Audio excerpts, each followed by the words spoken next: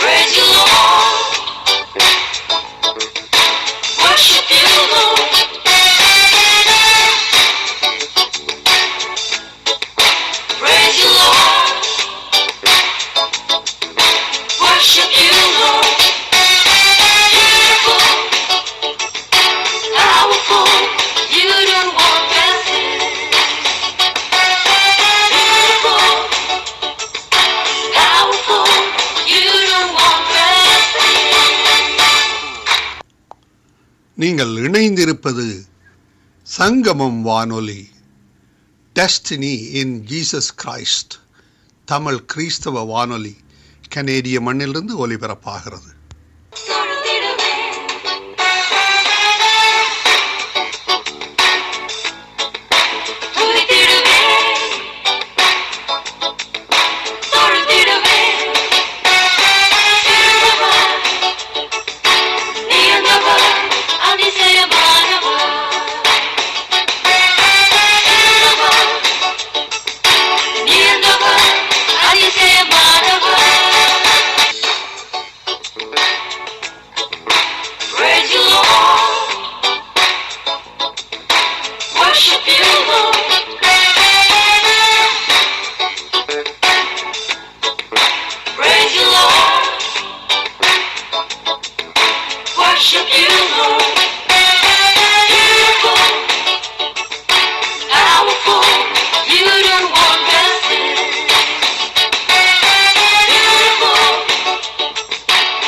ராஜாக்கள் 19ஆம் அதிகாரம். எலியா செய்த எல்லாவற்றையும், அவன் தீர்க்கதரிசிகள் எல்லாரையும் பட்டயத்தாலே கொன்று போட்ட செய்தி அனைத்தையும் ஆகாப் ஏசபேலுக்கு அறிவித்தான். அப்பொழுது ஏசபேல் எலியாவின் இடத்தில் ஆள் அனுப்பி, அவர்களில் ஒவ்வொருவனுடைய பிராணனுக்கு செய்யப்பட்டது போல நான் நாளை இந்நேரத்தில் உன் பிராணனுக்கு செய்யாதே போனால் தேவர்கள் அதற்கு சரியாகவும் அதற்கு அதிகமாகவும் எனக்கு செய்ய கடவர்கள் என்று சொல்லச் சொன்னாள். அவனுக்கு அது தெரிந்தபோது எழுந்து தன் பிராணனை காக்க யூதாவை சேர்ந்த பெயர் செபாவுக்கு புறப்பட்டு போய் தன் வேலைக்காரனை அங்கே நிறுத்திவிட்டான்.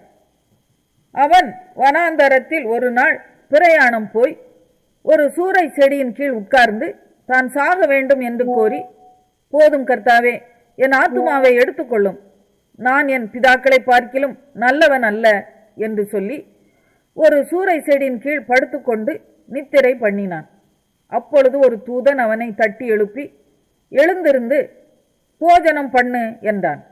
அவன் விழித்து பார்க்கிற போது, இதோ தழலில் சுடப்பட்ட அடையும் ஒரு பாத்திரத்தில் தண்ணீரும் அவன் தலைமாட்டில் இருந்தது. அப்பொழுது அவன் புசித்து குடித்து திரும்ப படுத்துக்கொண்டான். கர்த்தருடைய தூதன் திரும்ப 2ஆம் தரம் வந்து அவனை தட்டி எழுப்பி, எழுந்திருந்து போஜனம் பண்ணு, நீ பண்ண வேண்டிய பிரயாணம் வெகு தூரம் என்றான்.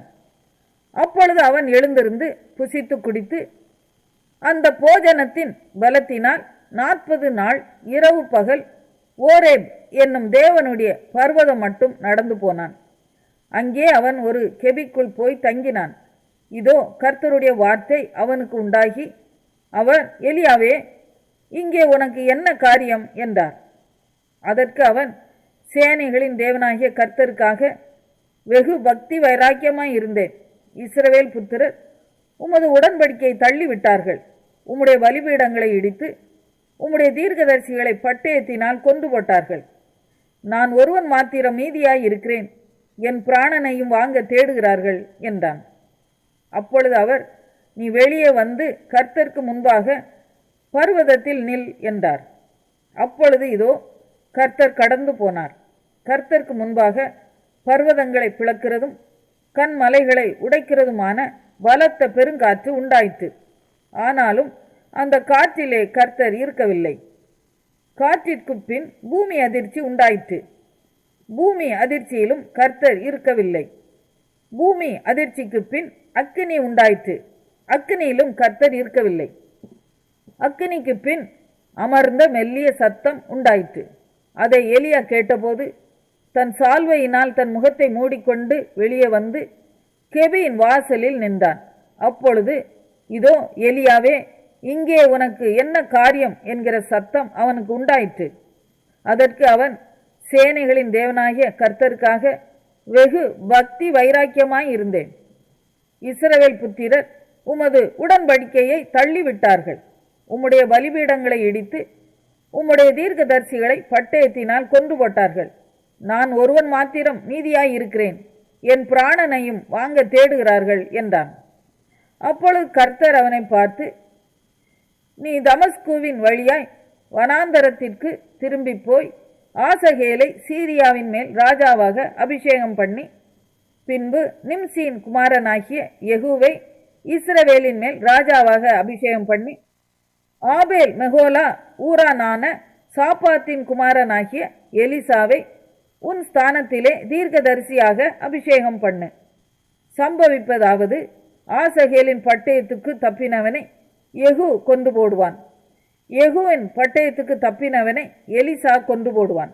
ஆனாலும் பாகாலுக்கு முடங்காதிருக்கிற முழங்கால்களையும் அவனை முத்தம் செய்யாதிருக்கிற வாய்களையும் உடைய 7000 பேரை இஸ்ரவேலிலே மீதியாக வைத்திருக்கிறேன் என்றார்.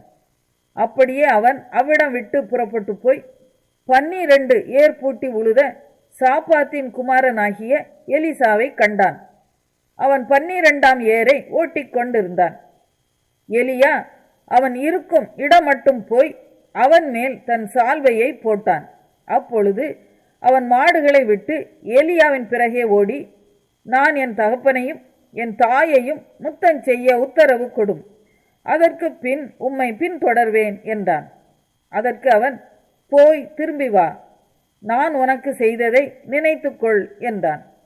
அப்பொழுது அவன் இவனை விட்டு போய் ஓர் ஏர் மாடுகளை பிடித்து அடித்து ஏரின் மரமுட்டுகளால் அவைகளின் இறைச்சியை சமைத்து ஜனங்களுக்கு கொடுத்தான். அவர்கள் சாப்பிட்ட பிற்பாடு அவன் எழுந்து எலியாவுக்கு. எரேமியா 45ஆம் அதிகாரம். யோசியாவின் குமாரனாகிய யோயாக்கீம் என்னும் யூதா ராஜாவின் 4ஆம் வருஷத்திலே நேரியாவின் குமாரனாகிய பாரூக் இந்த வசனங்களை எரேமியாவின் வாய் சொல்ல ஒரு புஸ்தகத்தில் எழுதுகையில், எரேமியா தீர்க்கதரிசி அவனிடத்தில் பேசி, பாரூக்கே, உன்னை குறித்து இஸ்ரவேலின் தேவனாகிய கர்த்தர் சொல்லுகிறது என்னவென்றால், நீ இப்பொழுது எனக்கு ஐயோ, கர்த்தர் என் நோவை சஞ்சலத்தால் வர்த்திக்க பண்ணினார், என் தவிப்பினால் இழைத்தேன், இளைப்பாறுதலை காணாதே போனேன் என்று சொன்னாய் என்கிறார். இதோ, நான் கட்டினதையே நான் இடிக்கிறேன், நான் நாட்டினதையே நான் பிடுங்குகிறேன், இந்த முழு தேசத்துக்கும் இப்படியே நடக்கும். நீ உனக்கு பெரிய காரியங்களை தேடுகிறாயோ? தேடாதே. இதோ, மாம்சமான யாவர் மேலும் தீங்கை வர பண்ணுகிறேன் என்று கர்த்தர் சொல்லுகிறார். ஆனாலும் நீ போகும் சகல ஸ்தலங்களிலும் உன் பிராணனை உனக்கு கிடைக்கும் கொள்ளை பொருளாக தருகிறேன் என்று. எரேமியா 46ஆம் அதிகாரம். புறஜாதிகளுக்கு விரோதமாய் எரேமியா தீர்க்கதரிசிக்கு உண்டான கர்த்தருடைய வசனம். எகிப்தை குறித்தும் ஐப்ராத் நதியண்டையில் கர்கேமிசிலே இருந்ததும் பாபிலோன் ராஜாவாகிய நேபுகாத் நேசார் யோசியாவின் குமாரனாகிய யோயாக்கீம் என்னும் யூதா ராஜாவின் 4ஆம் வருஷத்திலே முறிய அடித்ததுமான பார்வோன் நேகா எனப்பட்ட எகிப்து ராஜாவின் இராணுவத்தை குறித்தும் அவர் சொல்லுகிறது என்னவென்றால், கேடகங்களையும் பரிசைகளையும் ஆயத்தம் பண்ணி யுத்தத்துக்கு வாருங்கள். குதிரை வீரரே, குதிரைகளின் மேல் சேனங்களை வைத்து ஏறி தலைச்சீராயை அணைந்து கொண்டு நெல்லுங்கள். ஈட்டிகளை துலக்கி கவசங்களை தரித்துக் கொள்ளுங்கள். அவர்கள் கலங்கி பின்வாங்குகிறதை நான் காண்கிறதென்ன? சுற்றிலும் உண்டான பயங்கரத்தின் நிமித்தம் அவர்களுடைய பராக்கிரமசாலிகள் முறியுண்டு திரும்பி பாராமல் ஓட்டமாய் ஓடி போகிறார்கள் என்று கர்த்தர் சொல்லுகிறார். வேகமாய் ஓடுகிறவன் ஓடி போக வேண்டாம், பராக்கிரமசாலி தப்பி போக வேண்டாம். வடக்கே ஐப்ராத் நதியண்டையிலே அவர்கள் இடறி விழுவார்கள். பிரவாகம் போல் புரண்டு வருகிற இவன் யார்? அலைகள் மோதி அடிக்கிற நதிகள் போல் எழும்பி வருகிற இவன் யார்? எகிப்தியனே, பிரவாகத்தை போல் புரண்டு வருகிறான். அவனே அலைகள் மோதி அடிக்கிற நதிகள் போல எழும்பி வருகிறான். நான் போய் தேசத்தை மூடி நகரத்தையும் அதில் குடியிருக்கிறவர்களையும் அழிப்பேன் என்றான். குதிரைகளே போய் ஏறுங்கள், ரதங்களே கடகட என்று ஓடுங்கள். பராக்கிரமசாலிகளும் கேடகம் பிடிக்கிற எத்தியோப்பியரும் பூத்தியரும் வில்லை பிடித்து நாணேற்றுகிற லீதியரும் புறப்பட கடவர்கள். ஆனாலும் இது சேனைகளின் கர்த்தராகிய ஆண்டவரின் நாளும் அவர் தம்முடைய சத்துருக்களுக்கு நீதியை சரிகட்டுகிற நாளுமாயிருக்கிறது. ஆகையால் பட்டயம் பட்சித்து அவர்களுடைய இரத்தத்தால் திருப்தியாகி வெறித்திருக்கும். வடதேசத்தில் ஐப்ராத்து நதியண்டையிலே சேனைகளின் கர்த்தராகிய ஆண்டவருக்கு ஒரு யாகமும் உண்டு. எகிப்தின் குமாரத்தியாகிய கன்னிகையே, நீ கீலேயாத்துக்கு போய் பிசின் தைலம் வாங்கு. திரளான அவிழ்தங்களை நீ கூட்டுகிறது விருதா, உனக்கு ஆரோக்கியம் உண்டாகாது. ஜாதிகள் உன் லட்சையை கேள்விப்பட்டார்கள், உன் கூக்குரலால் தேசம் நிறைந்தது. பராக்கிரமசாலியின் மேல் பராக்கிரமசாலி இடறி இருவரும் ஏகமாய் விழுந்தார்கள் என்றார். எகிப்து தேசத்தை அழிக்க பாபிலோன் ராஜாவாகிய நேபுகாத் நேசார் வருவார் என்பதை குறித்து எரேமியா தீர்க்கதரிசியினிடத்தில் கர்த்தர் சொன்ன வசனம், ஆயத்தப்பட்டு நில், பட்டயம் உன்னை சுற்றிலும் உண்டானதை பட்சித்து போடுகிறது என்று சொல்லி எகிப்திலே அறிவித்து மிக்தோலிலே கூறி நோப்பிலும் தக்பானேசிலும் பிரசித்தம் பண்ணுங்கள். உன் வீரர் வாரிக்கொள்ளப்படுகிறதென்ன? கர்த்தர் அவர்களை தள்ளினதால் அவர்கள் நிலை நிற்கவில்லை. அநேகரை இடர பண்ணுகிறார். அவனவன் தனக்கு அடுத்தவன் மேல் விழுகிறான். அவர்கள் எழுந்திருங்கள், கொல்லுகிற பட்டயத்துக்கு தப்ப நமது ஜனத்தண்டைக்கும் நாம் பிறந்த தேசத்துக்கும் திரும்பி போவோம் என்கிறார்கள்.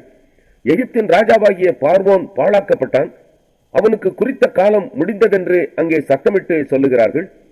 பர்வதங்களில் தாபோரும் சமுத்திரத்தின் அருகே கர்மேலும் இருக்கிற நிச்சயம் போல் அவன் வருவான் என்று சேனைகளின் கர்த்தர் என்னும் நாமமுள்ள ராஜா தம்முடைய ஜீவனை கொண்டு சொல்லுகிறார். எகிப்து தேசவாசியாகிய குமாரத்தியே, சிறையிருப்புக்கு போகும் பிரயாண சாமான்களை ஆயத்தப்படுத்து. நோப் பாழாகும், அது குடியில்லாமல் சுட்டெரிக்கப்பட்டு கிடக்கும். எகிப்து மகா நேர்த்தியான கடாரி, அடிக்கிறவன் வடக்கே இருந்து வருகிறான். அதன் நடுவில் இருக்கிற அதன் கூலிப்படைகள் கொளுத்த காளைகள் போல் இருக்கிறார்கள். இவர்களும் நிற்காமல் திரும்பிக் கொண்டு ஏகமாய் ஓடி போவார்கள். அவர்கள் விசாரிக்கப்படுகிற அவர்களுடைய ஆபத்து நாள் அவர்கள் மேல் வந்தது. அவன் பாம்பை போல் சீறி வருவான். இராணுவ பலத்தோட நடந்து காடு வெட்டிகளைப் போல் கோடரிகளோடு அதன் மேல் வருவார்கள். எண்ணப்படாத மரங்களாய் இருந்தாலும் அந்த காட்டை வெட்டுவார்கள் என்று கர்த்தர் சொல்லுகிறார். அவர்கள் வெட்டுக்கிளிகளை பார்க்கிலும் அதிகமானவர்கள், அவர்களுக்கு தொகையில்லை. எகிப்தின் குமாரத்தி கலங்குவாள், வடதிசை ஜனத்தின் கையில் ஒப்புக் கொடுக்கப்படுவாள்.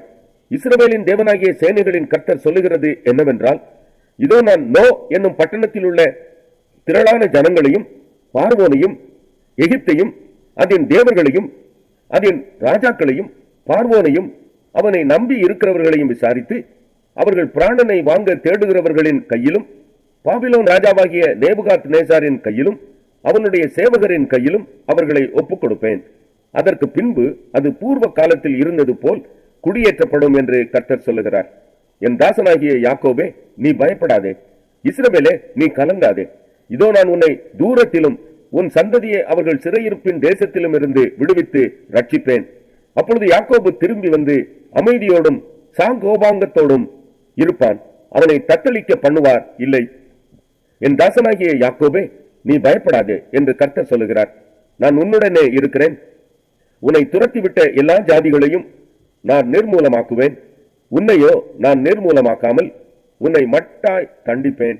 ஆனாலும் உன்னை நான் குற்றமில்லாமல். 1 கொரிந்தியர் 4ஆம் அதிகாரம். இப்படியாக எந்த மனுஷனும் எங்களை கிறிஸ்துவின் ஊழியக்காரர் என்றும் தேவனுடைய இரகசியங்களின் உக்ரானக்காரர் என்றும் எண்ணிக்கொள்ள கடவன். மேலும் உக்ரானக்காரன் உண்மையுள்ளவன் என்று காணப்படுவது அவனுக்கு அவசியமாம். ஆயினும் நான் உங்களாலேயாவது மனுஷருடைய நியாய நாளின் விசாரணையினாலேயாவது தீர்ப்பை பெறுவது எனக்கு மிகவும் அற்ப காரியமாயிருக்கிறது. நானும் என்னை குறித்து தீர்ப்பு சொல்லுகிறதில்லை. என்னிடத்தில் நான் யாதொரு குற்றத்தையும் அறியேன். ஆகிலும் அதனாலே நான் நீதிமானாகிறதில்லை. என்னை நியாயம் விசாரிக்கிறவர் கர்த்தரே. ஆனதால் கர்த்தர் வருமளவும் நீங்கள் காலத்துக்கு முன்னே யாதொன்றை குறித்தும் தீர்ப்பு சொல்லாதிருங்கள். இருளில் மறைந்திருக்கிறவைகளை அவர் வெளியரங்கமாக்கி இருதயங்களின் யோசனைகளையும் வெளிப்படுத்துவார். அப்பொழுது அவனவனுக்குரிய புகழ்ச்சி தேவனால் உண்டாகும். சகோதரரே, எழுதப்பட்டதற்கு மிஞ்சி எண்ண வேண்டாம் என்று நீங்கள் எங்களாலே கற்றுக்கொள்ளவும், ஒருவனும் ஒருவன் நிமித்தம் மற்றொருவனுக்கு விரோதமாய் இருமாப்படையாதிருக்கவும் நான் உங்கள் நிமித்தம் என்னையும் அப்பல்லோவையும் திருஷ்டாந்தமாக வைத்து இவைகளை எழுதினேன். அன்றியும் உன்னை விசேஷித்தவனாகும்படி செய்கிறவர் யார்? உனக்கு உண்டாய் இருக்கிறவைகளில் நீ பெற்றுக்கொள்ளாதது யாது? நீ பெற்றுக்கொண்டவனானால் பெற்றுக்கொள்ளாதவன் போல் ஏன் மேன்மை பாராட்டுகிறாய்? இப்பொழுது திருப்தி அடைந்திருக்கிறீர்களே, இப்பொழுது ஐசுரான்களாய் இருக்கிறீர்களே, எங்களை அல்லாமல் ஆளுகிறீர்களே. நீங்கள் ஆளுகிறவர்களானால் நலமாயிருக்கும். அப்பொழுது உங்களுடனே கூட நாங்களும் ஆளுவோமே. எங்களுக்கு தோன்றுகிறபடி தேவன் அப்போஸ்தலர்களாகிய எங்களை மரணத்துக்கு குறிக்கப்பட்டவர்கள் போல கடைசியானவர்களாய் காணப்பட பண்ணினார். நாங்கள் உலகத்துக்கும் தூதருக்கும் மனுஷருக்கும் வேடிக்கையானோம். நாங்கள் கிறிஸ்துவின் நிமித்தம் பைத்தியக்காரர், நீங்கள் கிறிஸ்துவில் புத்திசாலிகள். நாங்கள் பலவீனர், நீங்கள் பலவான்கள். நீங்கள் கனவான்கள், நாங்கள் கனவீனர். இந்நேரம் வரைக்கும் பசியுள்ளவர்களும் தாகமுள்ளவர்களும் நிர்வாணிகளும் குட்டுண்டவர்களும் தங்க இடமில்லாதவர்களுமாயிருக்கிறோம். எங்கள் கைகளினாலே வேலை செய்து பாடுபடுகிறோம், வையப்பட்டு ஆசீர்வதிக்கிறோம், துன்பப்பட்டு சகிக்கிறோம், தூஷிக்கப்பட்டு வேண்டிக் கொள்ளுகிறோம். இந்நாள் வரைக்கும் உலகத்தின் குப்பையைப் போலவும் எல்லாரும் துடைத்து போடுகிற அழுக்கைப் போலவுமானோம். உங்களை வெட்கப்படுத்தும்படிக்கு நான் இவைகளை எழுதவில்லை. நீங்கள் எனக்கு பிரியமான பிள்ளைகள் என்று உங்களுக்கு புத்தி சொல்லுகிறேன். கிறிஸ்துவுக்குள் 10,000 உபாத்தியாயர்கள் உங்களுக்கு இருந்தாலும் தகப்பன்மார் அநேகர் உங்களுக்கு இல்லையே. கிறிஸ்து இயேசுவுக்குள் சுவிசேஷத்தினால் நான் உங்களை பெற்றேன். ஆகையால் என்னை பின்பற்றுகிறவர்கள் ஆகுங்கள் என்று உங்களுக்கு புத்தி சொல்லுகிறேன். இதன் நிமித்தமாக எனக்கு பிரியமும் கர்த்தருக்குள் உண்மையுள்ள என் குமாரனாகிய தீமோத்தேயுவை உங்களிடத்தில் அனுப்பினேன். நான் எங்கும் எந்த சபையிலும் போதித்து வருகிற பிரகாரம் கிறிஸ்துவுக்குள்ளான என் நடக்கைகளை அவன் உங்களுக்கு ஞாபகப்படுத்துவான். நான் உங்களிடத்திற்கு வருகிறதில்லை என்கிறதாக சிலர் இருமாப்படைந்திருக்கிறார்கள். ஆகிலும் கர்த்தருக்கு சித்தமானால் நான் சீக்கிரமாய் உங்களிடத்திற்கு வந்து இருமாப்படைந்திருக்கிறவர்களுடைய பேச்சை அல்ல, அவர்களுடைய பலத்தையே அறிந்து கொள்ளுவேன். தேவனுடைய ராஜ்யம் பேச்சிலே அல்ல, பலத்திலே உண்டாயிருக்கிறது. உங்களுக்கு என்ன வேண்டும்? நான் பிரம்போடு உங்களிடத்தில் வர வேண்டுமோ அல்லது அன்போடும்? 1 கொரிந்தியர் 5ஆம் அதிகாரம். உங்களுக்குள்ளே விபசாரம் உண்டென்று பிரசித்தமாய் சொல்லப்படுகிறதே. ஒருவன் தன் தகப்பனுடைய மனைவியை வைத்துக் கொண்டிருக்கிறானே, அது அஞ்ஞானிகளுக்குள்ளும் சொல்லப்படாத விபசாரமாயிருக்கிறதே. இப்படிப்பட்ட காரியம் செய்தவனை நீங்கள் உங்களை விட்டு நீக்காமலும் துக்கப்படாமலும் இருமாப்படைந்திருக்கிறீர்கள். நான் சரீரத்தினாலே உங்களுக்கு தூரமாயிருந்தும் ஆவியினாலே உங்களோட கூட இருக்கிறவனாய் இப்படி செய்தவனை குறித்து நான் கூட இருக்கிறது போல நீங்களும் என்னுடைய ஆவியும் நமது கர்த்தராகிய இயேசு கிறிஸ்துவின் அதிகாரத்தோட கூடி வந்திருக்கையில், அப்படிப்பட்டவனுடைய ஆவி கர்த்தராகிய இயேசு கிறிஸ்துவின் நாளிலே ரட்சிக்கப்படும்படி மாம்சத்தின் அழிவுக்காக நம்முடைய கர்த்தராகிய இயேசு கிறிஸ்துவின் நாமத்தினாலே அவனை சாத்தானுக்கு ஒப்புக் கொடுக்க வேண்டும் என்று தீர்ப்பு செய்கிறேன். நீங்கள் மேன்மை பாராட்டுகிறது நல்லதல்ல. கொஞ்சம் புளித்தமா பிசைந்தமா முழுவதையும் புளிப்பாக்கும் என்று அறியீர்களா? ஆகையால் நீங்கள் புளிப்பில்லாதவர்களாய் இருக்கிறபடியே புதிதாய் பிசைந்த மாவாய் இருக்கும்படிக்கு பழைய புளித்த மாவை புறம்பே கழித்து போடுங்கள். ஏனெனில் நம்முடைய பஸ்காவாகிய கிறிஸ்து நமக்காக பலியிடப்பட்டிருக்கிறாரே. ஆதலால் பழைய புளித்த மாவோடே அல்ல, துர்க்குணம் பொல்லாப்பு என்னும் புளித்த மாவோடும் அல்ல, துப்புரவு உண்மை என்னும் புளிப்பில்லாத அப்பத்தோடே பண்டிகையை ஆசரிக்க கடவோம். விபசாரக்காரரோடே கலந்திருக்க கூடாதென்று நிருபத்தில் உங்களுக்கு எழுதினேன். ஆனாலும் இவ்வுலகத்தில் உள்ள விபசாரக்காரர், பொருளாசைக்காரர், கொள்ளைக்காரர், விக்கிரக ஆராதனைக்காரர் இவர்களோடு எவ்வளவும் கலந்திருக்க கூடாதென்று நான் எழுதவில்லை. அப்படியானால் நீங்கள் உலகத்தை விட்டு நீங்கி போக வேண்டியதாய் இருக்குமே. நான் உங்களுக்கு எழுதினது என்னவென்றால், சகோதரன் எண்ணப்பட்ட ஒருவன் விபசாரக்காரனாயாவது, பொருளாசைக்காரனாயாவது, விக்கிர ஆராதனைக்காரனாயாவது, உதாசீனாயாவது, வெறியனாயாவது, கொள்ளைக்காரனையாவது இருந்தால் அவனோட கலந்திருக்க கூடாது. அப்படிப்பட்டவனுடனே கூட புசிக்கவும் கூடாது. புறம்பே இருக்கிறவர்களை குறித்து தீர்ப்பு செய்கிறது என் காரியமா? உள்ளே இருக்கிறவர்களை குறித்தல்லவோ நீங்கள் தீர்ப்பு செய்கிறீர்கள். புறம்பே இருக்கிறவர்களை குறித்து தேவனே தீர்ப்பு செய்தார். ஆகையால் அந்த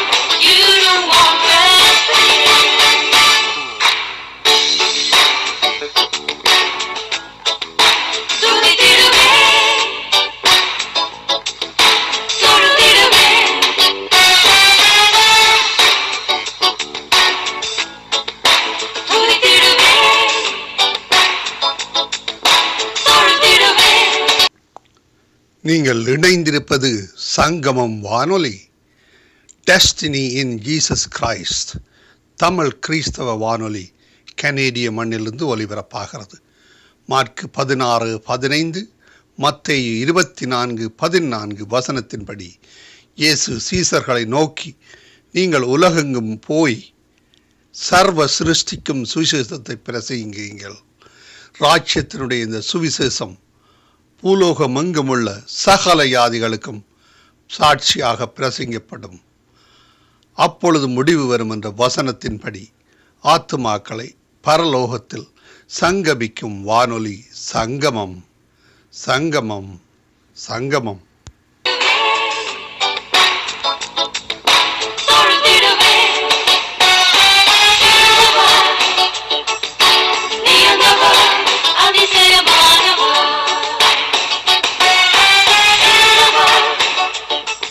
ராஜாக்கள் 20ஆம் அதிகாரம். சீரியாவின் ராஜாவாகிய